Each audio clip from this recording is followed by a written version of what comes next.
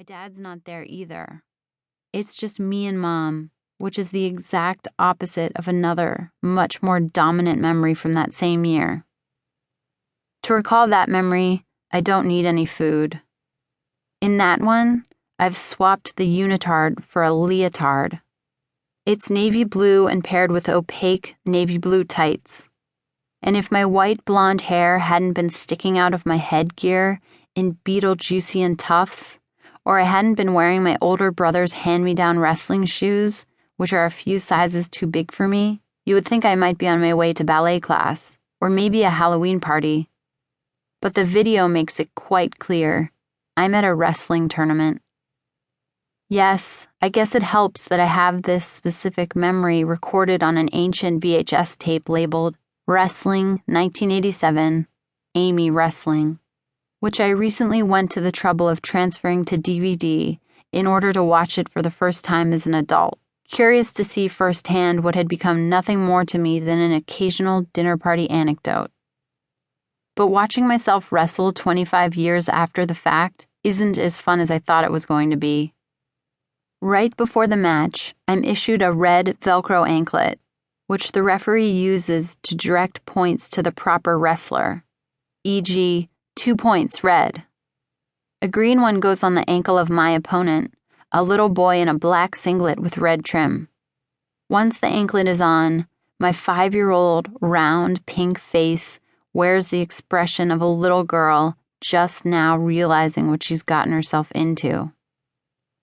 A woman whose face we can't see and whose gravelly voice and unrushed manner of speaking brings to mind so much of my rural Pennsylvanian hometown, actually says to my dad, "Your daughter doesn't look too enthused." My dad, perhaps suddenly realizing the same thing, calls out to me cheerfully, "Honey bun." I turn and look at him/the camera with impatience, my young face telegraphing, "What do you want now, Dad?" Dad.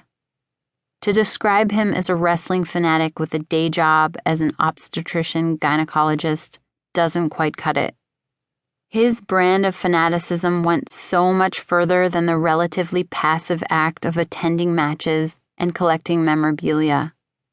No, Dad's love for wrestling required endeavors such as buying us a regulation mat for our basement, draining, via syringe, my brother's teammates' cauliflower ears in our kitchen, and journeying by train and rented van, Dad doesn't fly, to Seattle, Washington, from our home in western Pennsylvania in order to attend, as spectators, the wrestling portion of the Goodwill Games held there in 1990.